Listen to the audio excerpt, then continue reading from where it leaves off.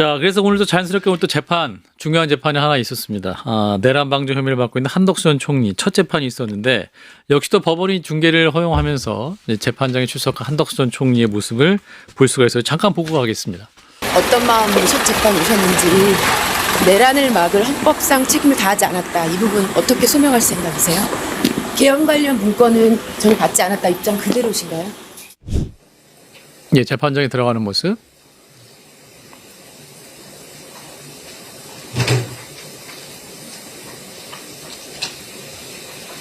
예, 변호인 옆에 앉아서 오늘 이제 중요한 재판이 있었죠.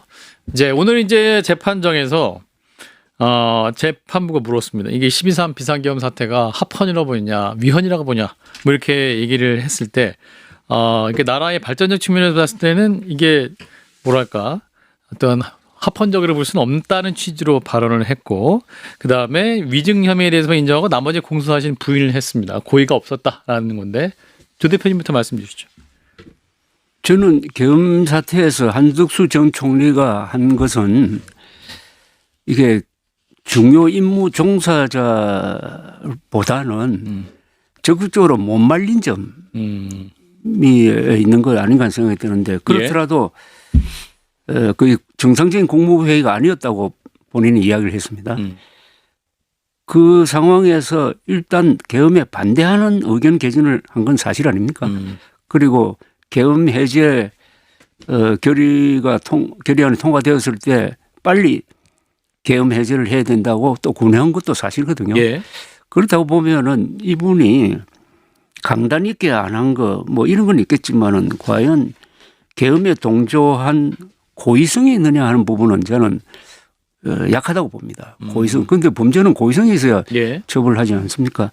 다만 이분이 하는 이야기는 상당히 관료적으로 좀 뭐랄까 핵심이 없어요. 40년 가까운 공무원 생활을 하면서 시장 경제와 국제적 신인도를 통해 우리나라가 발전해야 한다는 신념을 가져왔던 사람이다. 그런 차원에서 보면 계엄이라는 것은 국가를 발전시키기 위한 차원에서 봤을 때 받아들이기 어려운 상황이다. 이렇게 길게 이야기하지 않고 계엄 선포는 명백한 헌법 위반입니다. 이러면 될 거 아닙니까? 예, 맞습니다. 왜 이야기를 이렇게 돌려서 길게 하는지. 왜 길게 했을까요? 그 이제 말씀하신 것처럼 이제 관료 출신의 오랜 습성이라는 게 간단하게 정치적으로 개념 정의를 잘 안 해요. 그리고 자기 스스로의 입장을 정치적으로 이렇게 날카롭게 내기보다는 예. 이렇게 우회적으로 이렇게 돌려서 둥글둥글 이야기하는 습관이 배어 있는 것 같고요. 네. 뭐 어찌됐든 간에 재판을 좀 받게 됐습니다. 정말 뭐 보기 좋은 장면은 아니죠. 예. 한덕수 총리가 또 애석하게도 우리 당에서는 또 후보 강제 교체까지 할 정도로 당시에는 또 인기가 있었던 후보 중에 한 명이었는데 예. 지금 이렇게 법정에 서 있는 모습을 보니까 착잡한데, 저는 그게 좋아요. 내란 문제나 내란 혐의에 대해서 뭐 특검이 하는 건 뭐 오케이. 그러나 저는 살다 내란 우두머리 방조죄를 난 처음 봤어요. 그러니까 내란의 수괴가 돼서 뭐 우두머리를 했다. 그다음에 내란의 주요 임무 종사자 오케이. 예. 근데 내란 우두를 말리지 않았다. 이게 과연 죄가 됩니까? 그것도 대통령하고 밑에 이 국무총리라는 이 유괴가 있는 사이에서. 그러니까 저는 특검이 이 사건만큼은 좀 지나치게 한덕수 총리를 이 안가품하려는. 왜냐하면 민주당 쪽에서 한덕수 총리에 대한 그 구원이 있잖아요. 탄핵 국면에서 예. 헌법재판관 임명도 안 하고 자기 뜻과 달리 막 좀 한마디로 개겼잖아요. 그러니까 아마 그 안가품을 좀 하려는 생각이 있는 게 아니라는 의심이 들 정도로 좀 무리한 기소라고 저는 생각합니다. 거기서 그러면 김용현 국방장관하고 이상민 행안장관이 미리 알았을 수도 있고 주요 임무를 했다고 볼 수 있죠. 예. 지금 확인되는 걸로만 본다면. 그러나 참석했던 김용호 통일부 장관, 뭐 조태열 외교부 장관 이분들도 참석했는데 그럼 그 사람도 말리지 않았으니까 그럼 다 방조죄로 기소할 거예요? 아니잖아요. 그러니까 이상민이나 김용이라고 뭐 이야기를 주고받았다는 CCTV 하나 가지고 방조죄라고 하는 건 제가 볼 때 무리한 정치 기소다. 이건 탄핵 국면에 한덕수 당시 권한대행에 대한 민주당의 정치적 안가품이 아닌가라는 생각이 들고, 제가 누차 말씀드립니다만 내란 특검 조은석 특검은요 대한민국 검찰계에서는 별로 평판이 안 좋은 걸로 유명해요. 상당한 정치 검찰입니다. 유명한 사람이기 때문에 저는 김건희 특검은 저는 뭐라고 평판을 안 하겠어요. 근데 이 내란 특검 조은석 특검만큼은 정말 정치적인 특검이라고 저는 개인적으로 생각합니다. 그런데 저는 이제 한덕수 전 총리가 윤석열 대통령보다 나이도 많고 윤석열 대통령이 어려워했던 유일한 사람일 거예요. 내각에서. 그렇다면은 이분이 평소에 윤석열 대통령의 그런 은행에 대해서 한번 진지하게 충고를 하는 기회를 가졌어야 된다고 생각해요. 요새 지나놓고 보니까 그런 이야기가 많이 나는데 윤석열 대통령이 술 틀리면 뭐 계엄령 편다는 이야기를 막 했답니다. 예. 또 국회 해상권이 자기가 있는 것처럼 착각하는 이야기도 했다는 이야기가 있어요. 예. 그러면은 그런 이야기에 대해서 특히 그 음주 습관의 무리점에 대해서 잘 알고 있었을 것이라고. 예. 그리고 작년에 의과대학 정원이 2,000명 늘린다는 결정을 했을 때 이게 무리란 걸 알고 말려서야 될 사람이 한덕수 국무총리였습니다. 예. 근데 안 말렸다고. 네. 그 복지부 장관하고 차관하고 나와가지고 더 그 증폭을 해가지고 하는 바람에 결국 총선 망치고 한 것 아닙니까? 예. 그래서 그거는 이번에 이 사안하고는 관계없어요. 그러나 한덕수 국무총리의 전력 화려한 경력에 비해서 대통령에 대한 견제를 제대로 못한 것은 다른 도덕적 책임이 있다고 생각을 합니다. 예. 그래서 그때 저는 좀 과격한 이야기를 했는데 식민지 관료형 총리라는 이야기까지 했거든요. 맞아요. 예. 그렇게 말씀하셨지. 하도 화가 나가지고. 예. 그렇게 했으니까 정권이 아무리 교체돼도 계속 꽃길 걸으신 거 아닙니까? 자, 윤 전 대통령 지금 이제 보석 청구를 했습니다. 지금 구치소 독방 1.8평짜리에서 서바이브 자체가 힘들다. 이 서바이브라는 말도 굉장히 좀 화제가 되기도 했는데 또 오늘 또 변호인들이 윤 전 대통령이 지금 식사도 뭐 라면이랑 뭐 이런 거밖에 못했다. 뭐 이래서 이제 인권 침해 논란까지 얘기하는 상황이긴 하거든요. 보석 어떻게 될까요? 인용될까요? 모르겠습니다. 재판부가 판단할 건데요. 보석을 받으려면 구속은 정당했지만 근데 뭐 보석을 요청하는 게 뭐 병보석이라든지 이런 건강상의 이유로 이제 그 풀어줄 만한 상당한 사유가 있으면 풀어주는 거 아니겠어요? 근데 그 전제 조건은 제가 생각할 때 재판에 성실히 협조한다는 게 신뢰가 전제. 생겨야 되죠. 재판부가 봤을 때 이 사람은 풀어줘도 성실하게 재판장에 나오고 재판에 협력할 것이라는 믿음이 있어야 그래 아파요. 그럼 집에서 조금 쉬세요. 쉬면서 나오세요. 쉬면서 재판 받으세요. 이렇게 하는 게 병보석이에요. 예. 근데 과연 그럴까요? 어. 나는 그런 면에서 윤석열 전 대통령은 재판부에 좀 신뢰를 못 주고 있다라고 생각을 해요. 그러면 검찰이 특검이 부르면 조은석 특검이 아무리 정치적이라 하더라도 일단 특검이 부르는 데까지 나와서 묵비권 행사하면 되는 거 아닙니까? 거기서 뭐 양팔 벌리고 들어 누울 필요 없잖아요. 그럼 특검 조사실까지 나오고 난 묵비권 행사하겠다. 좀 정치 지도자답게. 지금 윤석열 전 대통령의 그 재판에 임하는 그 전략은 일관되게 정치 재판이잖아요. 이건 정치 재판으로 몰아가려는 거예요. 그래야 사형 내지 무기징역을 받아도 그 정치 재판으로 정치적으로 풀어야 나올 수 있는 거지. 이게 그냥 형사 재판 가면 못 나오잖아요. 그러니까 정치 재판으로 가려고 하는 건데 그러려면 좀 대범하게 통 크게 자기 행보를 해야 된다. 그러면 특검이 물으면 당당하게 나가서 마이크 들이대면 당당하게 이야기하고 딱 묵비권 행사하고 야 설렁탕 가져와. 나 할 말 없어. 먹고 시간 다 됐으니 가야겠어. 가고 뭐 이래야 되면 들어 눕고 뭐 안 나오고 그러다가 보석한다니까 보석할 때 나가서 저 아파요. 힘들어요. 근데 걸어가시는 모습은 뭐 그렇게 썩 아파 보이지는 않고. 재판장에서. 네. 그러니까 사람들이 볼 때 도대체 뭐지 이렇게 생각하고 그럼 판사님은 그렇게 생각 안 하겠냐 이거예요. 저는 그래서 모르겠습니다. 보석 결정 어떻게 날지 모르지만 과연 그 말에 신뢰성이 있느냐 행보에 신뢰성이 있느냐에 대해서 재판부가 판단할 것 같아요. 예, 조 대표님은? 저는 뭐 이 문제에 대해서는 의사소견이 제일 중요하다고 생각합니다. 네. 그리고 보석은 구속 취소하고 달라서 여러 가지 제약을 가할 수 있고 뭐 협조 안 하면 보석 취소해버리면 그만이니까. 거주의 조건도 제한을 할 수 있고. 그런데 뭐 아마 건강은 안 좋을 것 같아요. 이분이 서바이벌이라는 말까지 한 거 보니까. 그 모르죠. 뭐 좋은 점은 하나 있겠죠. 뭐 술을 못 마시니까 다이어트가 많이 그쪽 됐더라고요. 부분은 상당히 금주. 좋아지는 것 같은데 뭐 당뇨, 동맥 협착증 뭐 이런 어시시한 이야기가 나오고 실명위기 뭐 이런 이야기 나오잖아요. 예. 다만 아까 말씀드렸던 대로 그동안에 평소에 잘했으면은 동정심이 생기겠는데 또 뭐 역사적으로 보면은 이미 역사가 됐는데 이명박 대통령과 박근혜 전 대통령에 대해서 수사 재판을 어떻게 했느냐 하고 딱 비교해 보면은 이 보석해야 된다는 이런 어떤 형평성을 주장하기가 또 힘들고 뭐 그렇습니다. 예. 자, 한동훈 전 대표 또 지금 이제 23일 공판전 증인신문에 불출석을 했는데 법원이 또 오는 10월 2일로 다시 기일을 정했습니다. 그래서 지금 한동훈 전 대표뿐 아니라 김희정 의원, 서범수 의원, 김태호 의원까지 지금 국민의힘 의원들을 연이어 이제 지금 공판전 증인신문으로 요구했는데 출석은 안 하고 있단 말이죠. 그래서 특검이 이제 비공개 출석을 하겠다, 뭐 설득을 한다고도 하는데 이 부분 어떻게 보십니까, 김무식 교수님? 한동훈 전 대표.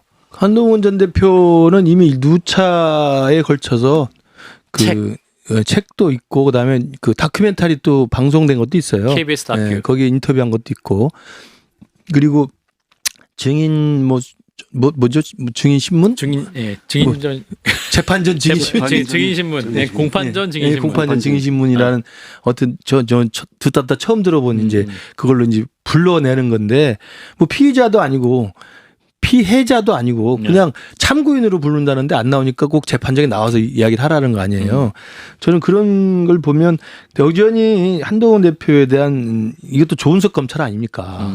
그러니까 이 내란 특검의 정치적 의도가 분명히 있다. 지금 한동훈이나 저 김근식이나 배신자 소리를 귀에 달고 다닙니다. 저도 이번에 엊그제 일요일 날 시청 앞에 집회에 갔더니 뭐 저 따라다니면서 와서 그래요? 배신자 소리를 질러요. 아, 집회 가셨어요? 그러면요. 역시 당원, 모범당원. 가야죠. 모범 당협위원장. 예.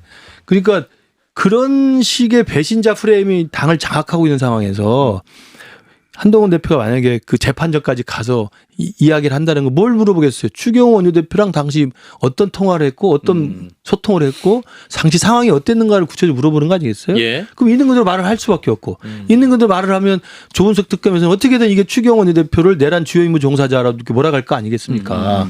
이렇게 하는 판에 한동훈 대표의 진술이 유용한 자료로 쓰인다고 한다면 그 배신자 프레임은 쐐기를 박는 거예요. 저는 그런 면에서는 좀 이게 그 특검의 지나친 저는 정치 공세라고 생각을 해요, 여전히. 그러나 조 대표님은 그래도 일관되게 그래도 분명하게 말씀하는 게 더 낫다는 의견이시죠? 그렇죠. 그리고 이게 지금 특검을 정치 수사를 하고 있다라고 볼 수는 없다고 봐요. 내란 문제가 걸리는 게 관련해서는. 내란이니까 예. 내란 부분에 대한 수사를 하고 있고 그렇다면은 협조해야 되는 게 맞죠. 당사자는 이 수사에 협조해야 되는 게 맞다고 생각합니다. 예. 또 법무장관을 지낸 분 아닙니까? 예. 그리고 주변적 증언자가 아니고 핵심적 증언이라고. 그러니까 여당 대표였죠.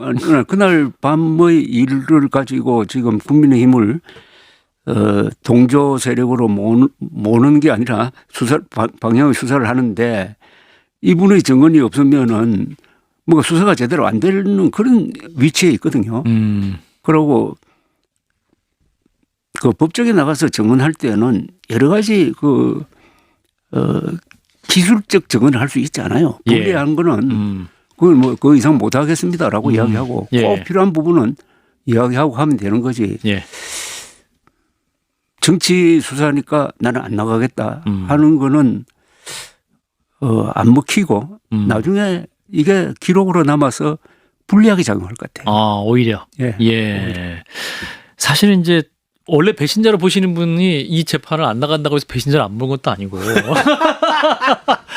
배신자인 줄 알았더니 증인 신청 안 나가네. 배신자 아니야. 이렇게 말 안 하잖아요.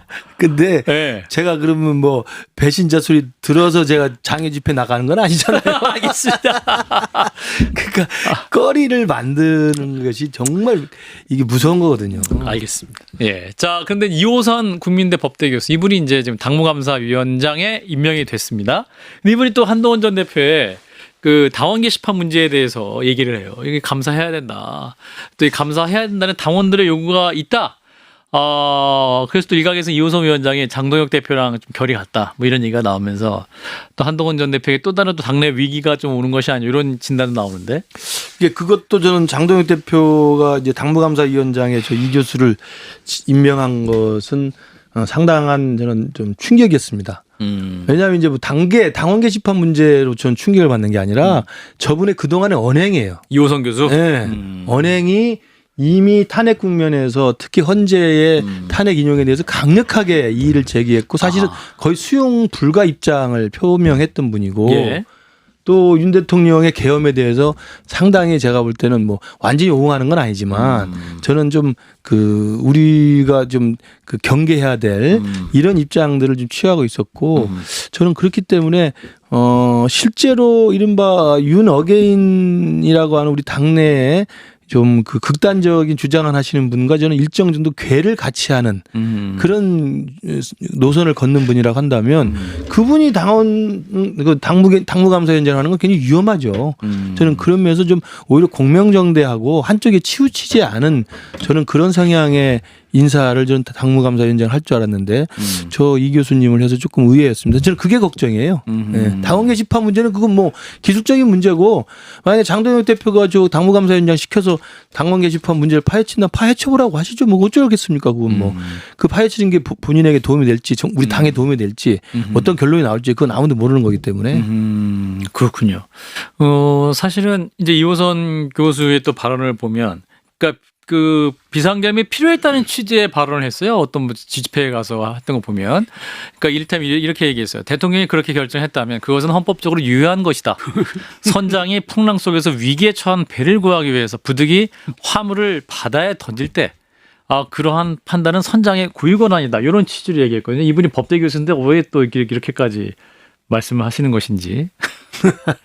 지금 오늘 참 이광재 전 의원이 아주 명언을 했던데 이 평점을 하면서 예. 이 대통령은 70점, 정청래 민주당 40점, 장동혁 30점 이렇게 주더라고. 그래서 지금 장동혁 대표는 어쨌든 중도 쪽으로 탈출을 해야 되는 것 아닙니까? 네. 예. 근데 탈출 시도가 잘 안 먹히고 계속 20% 지지율 20%대에서 왔다 갔다 하고 있는데 그 지금 국민들이 다 까먹은 당원 게시판 글을 지금 알고 있는 사람이 몇 사람 되겠어요? 예, 관심도 또 이렇게 해가지고 없겠죠, 사실. 예. 한동훈 전 대표에게 뭘 끼얹으려고 하는 그 목표 이외에는 여기에 무슨 공익이 있고 여기에 무슨 국민의힘이 살 길이 있는지 난 그 발상 자체가 좀 끔찍해요. 예. 이 세상 돌아가는 거하고는 너무나 안 맞고 다만 장동혁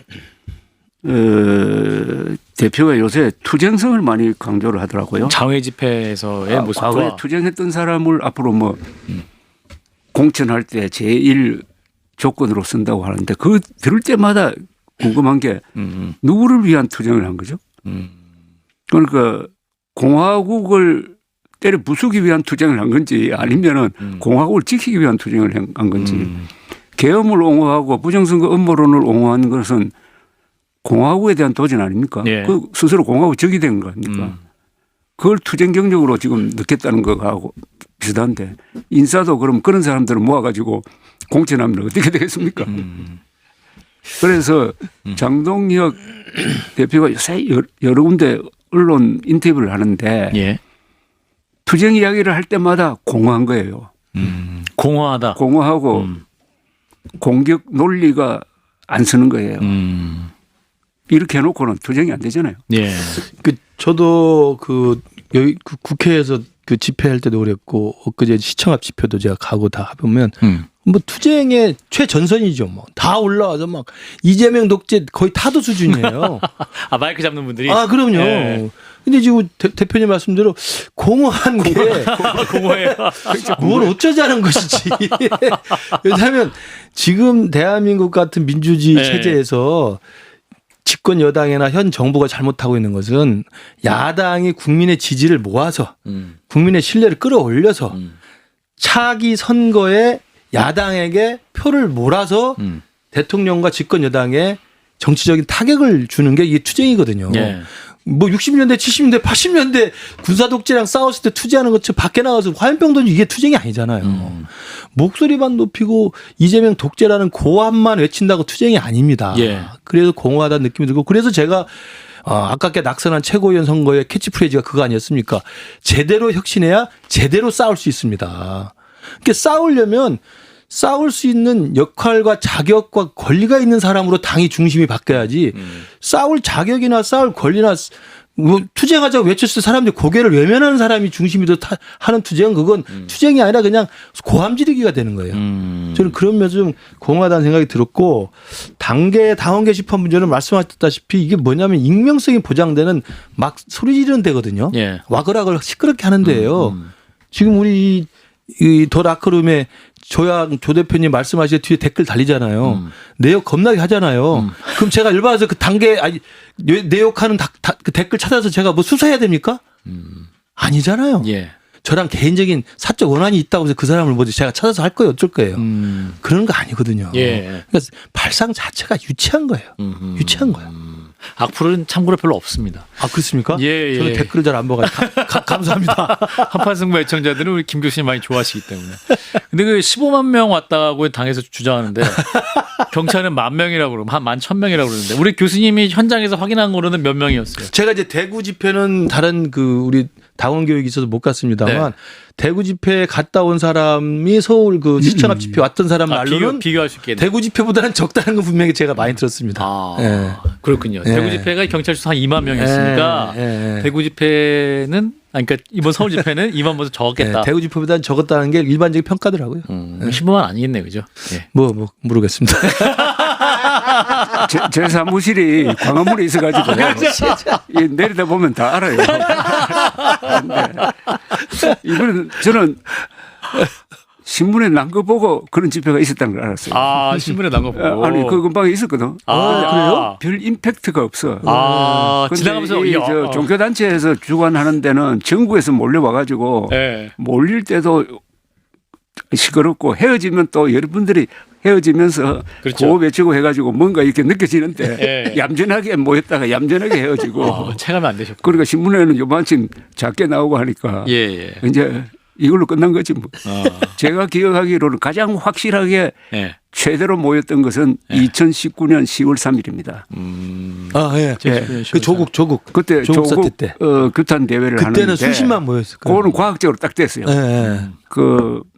그때 모였던 사람을 핸드폰을 추적해가지고 동시 인원을 했는데 55만 명 맞습니다. 모였어요. 그때 조국 사태 최고봉이었죠. 최고 예. 역사상 맞습니다. 그때 그걸 주도했던 사람이 정광훈 목사거든. 맞아요. 이번에는 없었군요, 이분이. 피해 준 것 같아요. 일요일마다 했는데 아마 시간을 이렇게 조정을 했는지 피해 준 것 같아요. 알겠습니다. 자, 일단 오늘은 여기까지 말씀을 나누고요. 명절을 또 잘 보내시고 다시 뵙도록 하겠습니다. 여러분 고맙습니다. 감사합니다. 감사합니다.